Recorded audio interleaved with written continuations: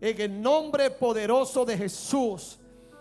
Y que no me haga falta nada al yo recibir esa palabra. Sea suficiente en mi vida, Señor, para hacer tu voluntad, para hacer lo que te agrada, para caminar en lo que tú has designado para mí en tu propósito, Señor. En el nombre de Jesús, en este momento, Señor, ato todo aquello que pueda distraer el Señor. El que yo oiga tu palabra con libertad y preste la mayor atención con mi corazón, Señor. Porque quiero salir de este lugar edificado. Diga, porque quiero salir de este lugar edificado. Porque quiero salir de este lugar edificado. En el nombre de Jesús de Nazaret, te doy a ti las gracias, Señor. Amén, Señor, amén. Pueden sentarse, amado. Cuando leemos estos dos textos de la Biblia, podemos ver lo que yo he llamado el poder de la atracción. Ese poder de magnetismo, como un imán que tiene Jesús para atraer no a uno ni a dos. Él dijo, para atraer a todos a mí. Por el mundo y por muchos países han pasado muchos líderes. Muchos líderes. Líderes que tienen cierto poder de atracción, de magnetismo, donde la gente los sigue. Y los sigue hasta ciegamente. Han cometido ciertas barbaries en la tierra, como el holocausto judío de Hitler. Y miles y millones de gente siguió a Hitler. Tenía cierto tal vez carisma, y cierta atracción para llamar la atención de las personas y atraerlas. Pero la diferencia entre esos grandes líderes y Jesús es que estos líderes a la postre decepcionan a la gente, porque al final pueden ver cómo se ha producido el manipular, el controlar y hacer que la gente haga lo que ellos desean para mal. En Jesús no. En Jesús vemos un hombre que se atreve a decir que en un momento dado de su vida él sería levantado, y de modo que al ser levantado todos le mirarían, y con solamente mirarlo tenía el poder no solamente de atraerlos, sino que al atraerlos hacia él, le iba a asegurar que iban a ser salvos. Muchos hombres se han levantado sobre la tierra y muchos le siguen, pero a la postre, a lo último, producen muerte y desgracia. Pero Jesús dijo, todo aquel que me mire a mí cuando yo sea levantado, no va a tener muerte ni desgracia, sino que dejará de vivir en muerte y dejará vivir en desgracia, porque yo le garantizo que tendrá salvación. Y eso es lo más maravilloso que tiene el poder de la atracción de Jesús. ¡Aleluya! Cuando nosotros leemos este verso, Juan se remonta a la historia. La historia nos habla, hermano. La historia nos da evidencia de que realmente las cosas sucedieron. Y dice en 1 Corintios capítulo 10, y sucedieron como ejemplo a nosotros. En la Biblia nada ocurre por ocurrir. Porque recuerden que la palabra de Dios es el pensamiento de Dios. Es Dios hecho, amén, letra, el verbo hecho carne. Y cuando nosotros leemos ciertos relatos en la Biblia, entonces eso nos trae evidencia de que lo que estamos leyendo es verídico, es verdad.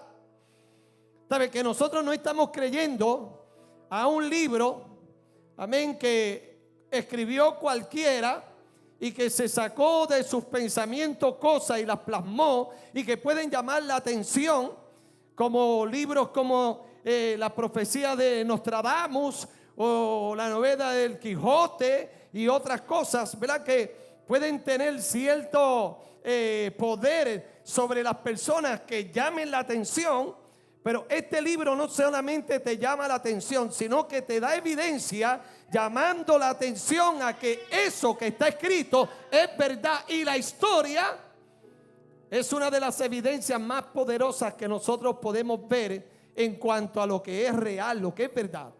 Y Juan, cuando escribe esto, que dice: así como Moisés levantó la serpiente en el desierto. Quiere decir que en un momento dado, esto que Juan está escribiendo, quiere decir que Moisés lo hizo en el desierto.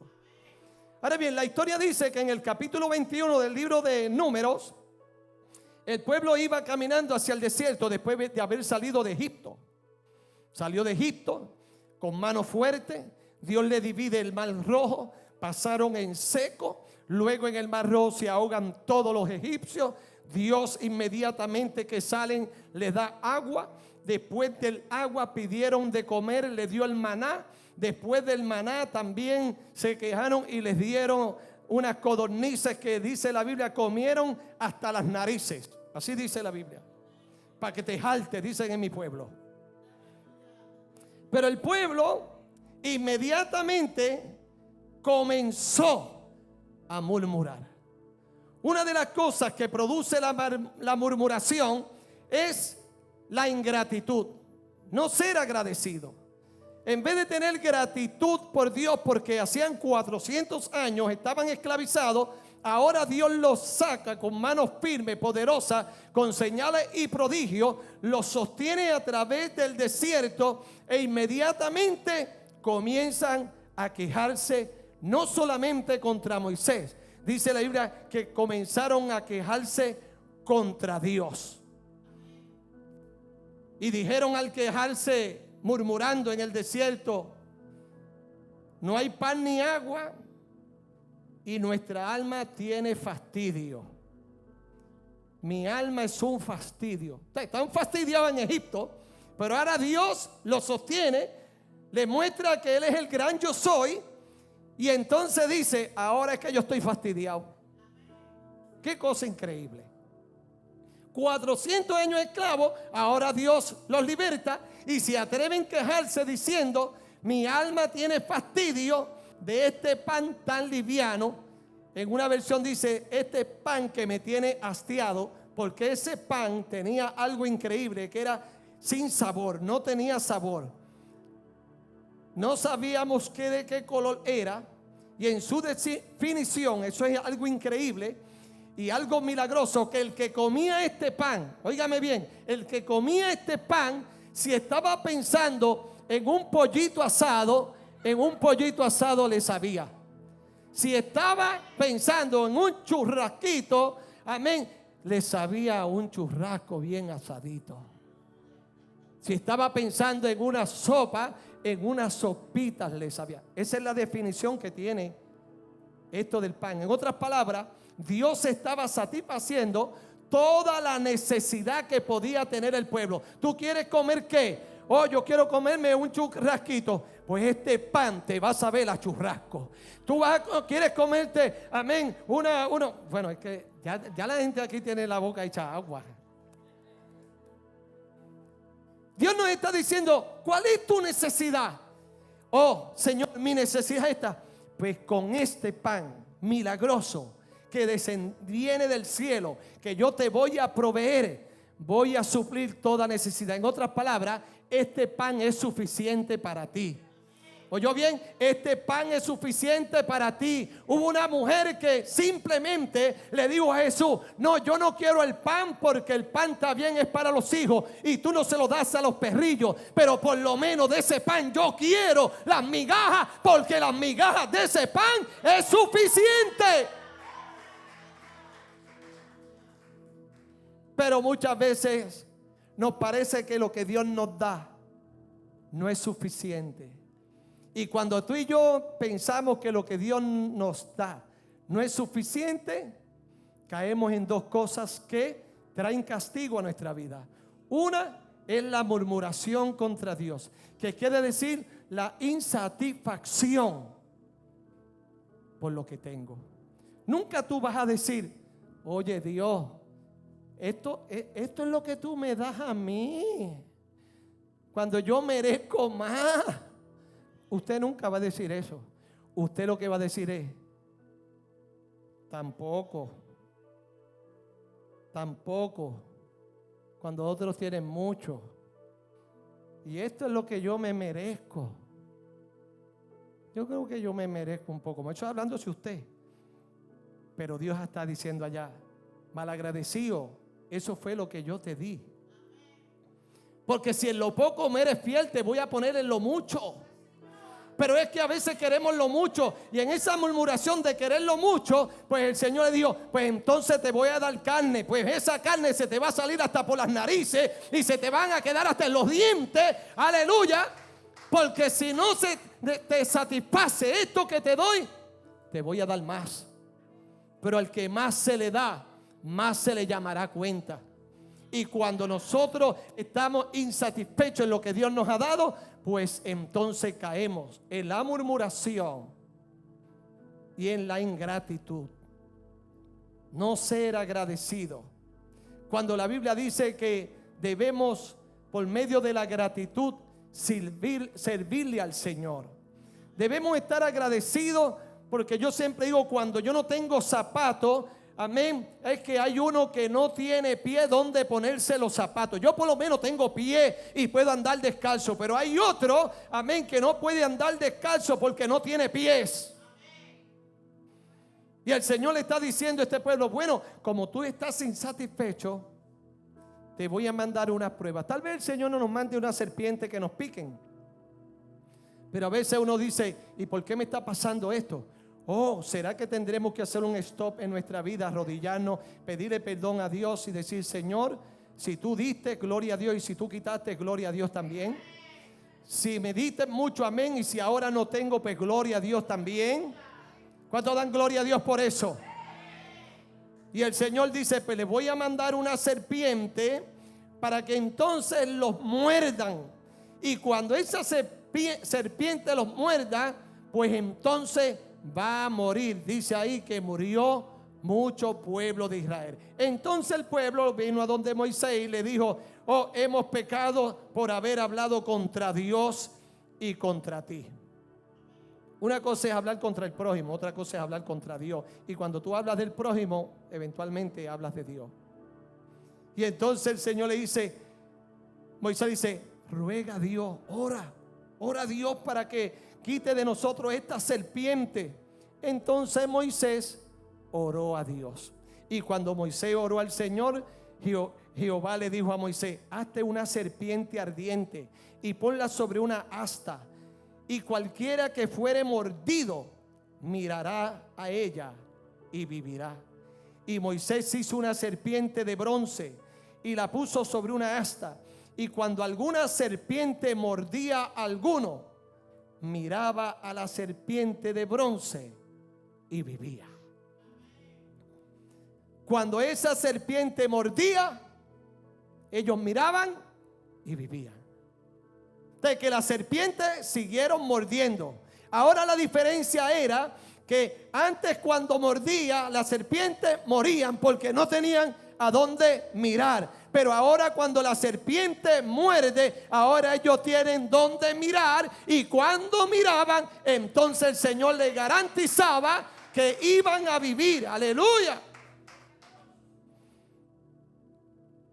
Había que mirarla porque era el único remedio que Dios proveía. El único remedio, porque ese único remedio, eventualmente en el Nuevo Testamento vamos a ver una tipología donde se compara con Cristo. El único remedio es esta serpiente. Cuando ustedes la miren, van a vivir. Ahora el Señor viene, y cuando la serpiente mordió y nos constituyó a todos como pecadores, porque la Biblia dice que por cuanto todos pecaron, todos están destituidos de la gloria de Dios. Y por cuanto todos estamos destituidos de la gloria de Dios, pues entonces el Señor proveyó un único remedio, un nombre que es sobre todo nombre, para quien podamos ser salvos. Y así entonces Juan escribe Y dice, como Moisés levantó esa serpiente de bronce en el desierto, pues ahora no es una serpiente de bronce, ahora hay uno que será levantado como ella, y este es Cristo, para que todo aquel que mire al único remedio contra el pecado pueda ser salvo. Porque solamente hay un solo mediador entre Dios y los hombres, en quien podamos ser salvos: Jesucristo. Todo aquel que mira a Cristo, entonces será salvo. Se compara esta serpiente con Cristo. Cristo es levantado en una cruz. Dos cosas suceden en eso. Una, primero, Cristo es levantado de la cruz para que todos miren. La Biblia dice en uno de los evangelios que esto fue un gran espectáculo. Unos le injuriaban: si tú eres el Cristo, bájate de ahí, sálvate a ti mismo y a nosotros. Si este dice ser rey, que se salve a sí mismo. Otros se burlaban diciéndole: médico, tú que sanaste a muchos, sánate a ti mismo. Y otros, jugando al pie de la cruz con su vestidura de dardos, a ver quién se llevaba la vestidura que le habían puesto como rey. Lo escupieron, lo flagelaron en sus espaldas, 40 azotes menos uno. Le dieron, de modo que dice que le dieron con una caña y por encima de la corona de espinas. Cristo pasó el mayor martirio, la mayor vergüenza que puede pasar cualquier ser humano. La mayor vergüenza, amén, de modo que Isaías dice: no hay parecer en él para que le deseemos. En otras palabras, aquel que miraba a Cristo en esa condición, levantado de la cruz, cualquiera diría: ese hombre no puede salvar a nadie, porque si no se salvó a sí mismo, ¿cómo me puede salvar a mí? Un guiñapo de carne, lleno de sangre, flagelado, moribundo, diciendo palabras en esa cruz, y por último expirando y muriendo y diciendo: en tus manos encomiendo mi espíritu. ¿Quién podría poner la confianza en algo así para decir con certeza: si yo lo miro, soy salvo? Nadie razonando puede pensar eso. Ni los romanos que habían alrededor. Bueno, los discípulos todos echaron un pie y dijeron: espérate, Judas, amén, cuando vio que Cristo era levantado, amén, que fue entregado y que ya Judas entendía que lo que le esperaba era la cruz a Cristo, arrepentido, fue, arrojó las monedas de plata y dice que fue y se ahorcó. Porque para mí, yo digo que Judas, pensando que si lo entregaba, decía: bueno, si yo soy el tesorero ahora de la asociación de caballeros que tenemos aquí, ¿verdad? Porque tenían el ministerio de los caballeros, eran 12 hombres. Y entre 12 hombres y una cosita acá de mujeres que le sirven, yo recojo la cuota. Y dice la Biblia que por cuanto él recogía la cuota y el dinero, sustraía y robaba, ¿verdad? Porque así lo dice la Biblia, sustraía y robaba. Judas dice: si con un pesito semanal que yo recojo entre los muchachos, siempre cojo algo. Si yo entrego a este hombre, que yo lo he visto caminar sobre el mar, que yo lo vi cuando dijo: Lázaro, ven fuera, y Lázaro después de 4 días resucitó. Yo vi cuando escupió y le untó tierra a un ciego, y ese ciego recibió la vista. Yo lo vi cuando una mujer iba llorando con su única hija, y entonces le dijo: Talita cumi, y yo vi que esa niña se levantó. Óigame, si yo vi a este hombre haciendo todos estos hechos portentosos, cuando yo lo entregue, se va a comer a Herodes, al César, a Pilato y todo este imperio romano. Él los va a derrotar. Y cuando él derrote el imperio romano, entonces será el rey. Y cuando sea el rey, el más que manda en esta nación, ¿a quién usted cree que iba a poner de tesorero general de toda la nación? Y ahí sí es verdad que me voy a poner las pilas. No cogiendo una pesetita, sino cogiendo miles. No, este hombre hay que entregarlo. Bueno, esto es una interpretación mía. Este hombre hay que entregarlo. Y cuando entrega a Jesús, Judas está de lejos mirando a ver qué va a hacer Jesús. Porque Judas sabía que Jesús tenía poder. Bueno, el día que lo fueron a arrestar, que estaba en Getsemaní, entonces Jesús dijo: ¿a quién buscáis? Y ellos dijeron: a Jesús. Jesús dijo: yo soy. Y cayeron en tierra. Todo el mundo se cayó. Volvieron, se levantaron. Jesús volvió y dijo: ¿a quién buscáis?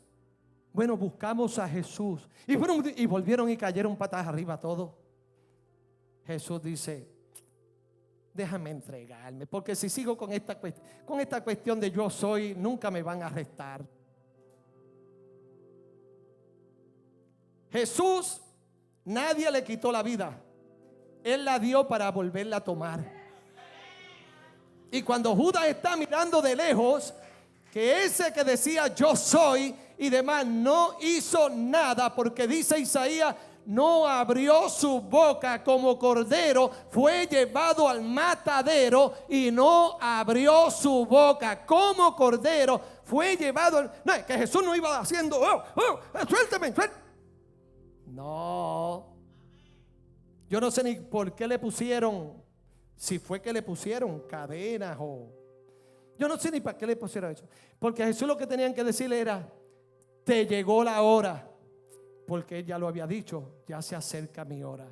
Lo que tenían que decirle: mira, te llegó tu era. ¿Y sabe lo que iba a hacer Jesús? Vamos, porque ya yo vencí en Getsemaní. Vamos a hacer a lo que vine, porque ya yo vencí en Getsemaní. Y cuando Judas vio que ese hombre iba caminando y comenzaron a darle como panderete culto y a flagelarlo, Judas dijo: me equivoqué. Y el remordimiento era a tal grado que Judas dijo: me equivoqué. Arrojó las monedas de plata y ni aquellos la quisieron. Dijeron: olvídate de eso, esas monedas son de sangre, mejor compramos un canto por ahí para entejar a la gente. Pero no, ni ellos mismos la quisieron para atrás. Y Judas dijo: ¿qué yo hice?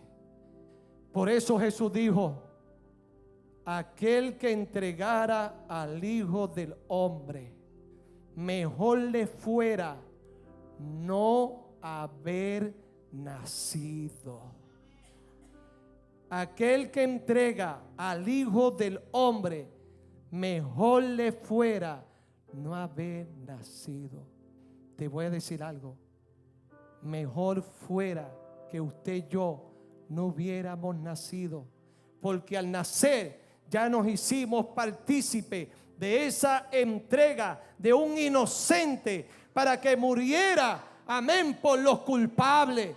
Y entonces ahora nosotros culpables, porque la serpiente nos mordió con su pecado, ese que entregamos un día es el único remedio para que tengamos vida y vida en abundancia.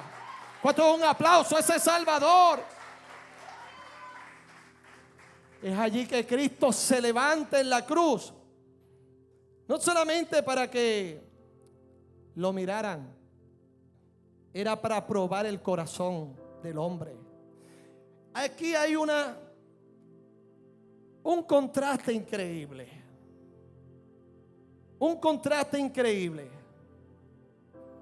Unos, como los romanos, al pie de la cruz, romanos, y un centurión romano que cuando vio tinieblas y sintió el terremoto, y que dice la Biblia que eventualmente otros se levantaron después de la resurrección, el centurión dijo: verdaderamente este Hijo de Dios.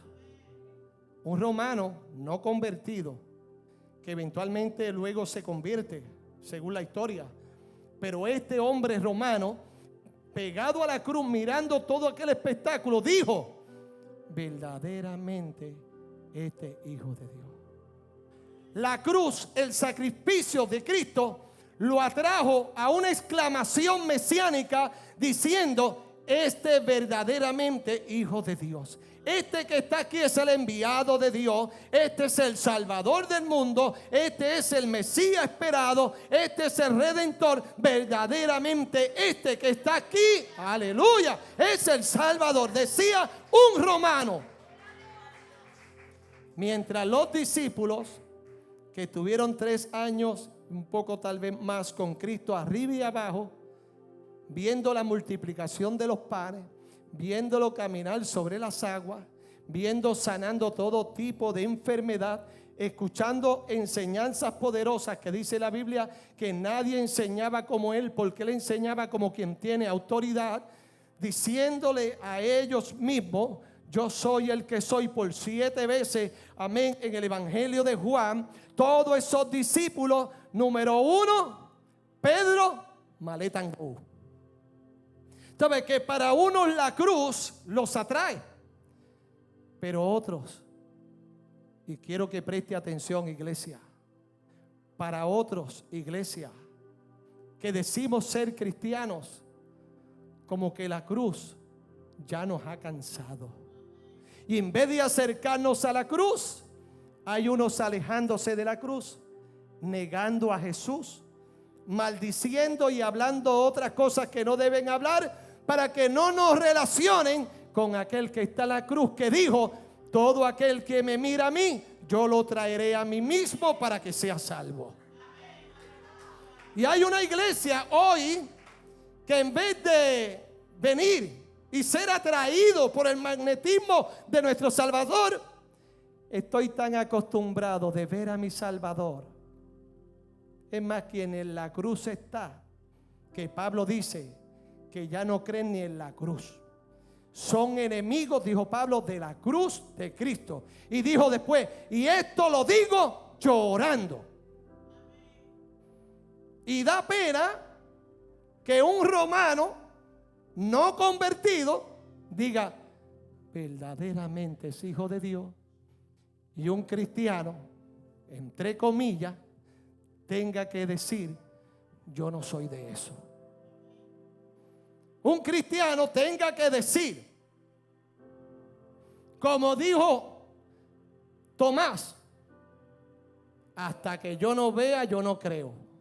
Cuando hay que creer antes de ver, porque bienaventurados los que creen sin ver. Pero no, hay muchos cristianos que tienen que ver para comenzar a creer, cuando aquí es creer para que puedas ver. Y estamos haciendo el papel de Tomás: primero veo y después creo. O también podemos estar haciendo el papel de Judas, entregando con un beso a Jesús. Y si sigo hablándote de todos los demás, porque Jesús se quedó a solas en la cruz. Si usted lee los evangelios, va a ver que solamente las mujeres con Juan miraban de lejos. Como que hay cristianos que están mirando el servicio a Dios y el sacrificio que Dios hizo a través de Cristo como que de lejos. Como que no estamos siendo atraídos por algo que Él mismo dijo: atraeré a todos. ¿O a qué se debe? ¿A qué se debe que si Él dijo: yo tengo un magnetismo, una atracción, que todo el que a mí mira, como el hierro al magneto, se pega? ¿Sabe? ¿Cuántos aquí jugaron con un imán? ¿Cuántos jugaron alguna vez con un imán? Y tú pones un imán y le acercábamos algo y ¡pum! Y se pegaba, ¿verdad? ¿Por qué entonces nosotros no nos pegamos? Es que estamos en el polo contrario. Es el polo contrario. Porque aquel que jugó con un imán hacíamos ese experimento, que poníamos otro imán con polos y en vez de pegarse, ¿qué hacía? Se desprendían. Y parece que como que nosotros estamos en otro polo, no en el polo norte ni en el polo sur, en el polo donde no sentimos la atracción. Cuando yo vi a mi esposa por primera vez, yo dije, wow, está buena. Yo solo, ella sola, ella tal vez buscando a alguien que le atrajera y yo también buscando a alguien que me atraera. Entonces, lo que yo necesitaba, ella lo tiene.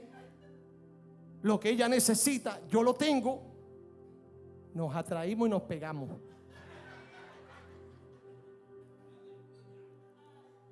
Lo que Cristo tiene, yo lo necesito.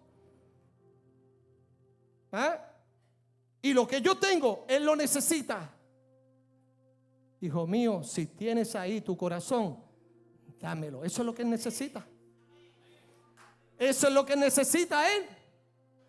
Lo que Él tiene, yo lo necesito, que es mi salvación. Y lo que yo tengo, que es mi corazón, Él lo necesita para traer salvación. ¿Cuántos dicen amén? Pero si yo estoy en un polo contrario, este pueblo de labios me honra, pero su corazón está lejos de mí.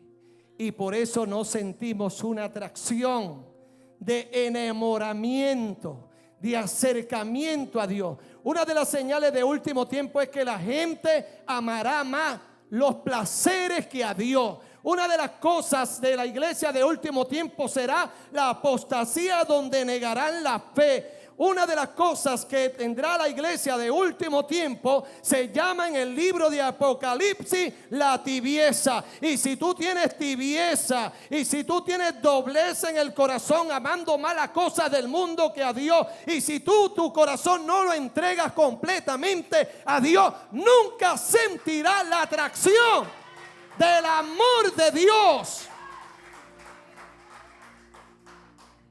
Cristo atrayéndonos allí, pudimos tener la experiencia de ya no vivir bajo maldición. Se hizo maldito para quebrantar la maldición. Así como la serpiente era maldita, Él se hizo maldición y pecado para darle por la cabeza, según Génesis 3:15, a la serpiente que se llama diablo, Satanás. La serpiente antigua se le llama en el libro de Apocalipsis. Y Cristo se hizo, por así decirlo, pecado, dice el libro de Romanos. Se hizo maldición para darle por encima de la cabeza a la maldición, para que tú y yo ya no vivamos bajo maldición. Cristo allí en la cruz venció el pecado para que tú y yo ya no vivamos más en el pecado. Venció la enfermedad y eventualmente venció la muerte. Cristo se atreve a decir: el que cree en mí, aunque esté muerto, vivirá, porque la muerte ya no se enseñoreará más de nosotros. Aleluya. Eso fue lo que hizo el que fue levantado, para que nosotros, mirando, pudiéramos acercarnos. Yo digo que ese romano, yo le llamo una fe que contempla.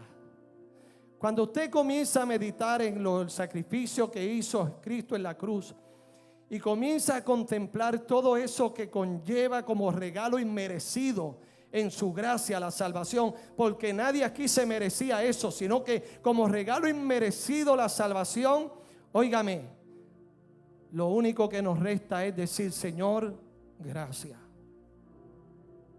Gracias. Pero parece que tenemos que esperar el día de Thanksgiving para dar gracias. Gracias porque está lloviendo. Y hoy hay un culto glorioso en la iglesia, pero con esta lluvia, gracias, yo voy a a darte culto a ti, Señor.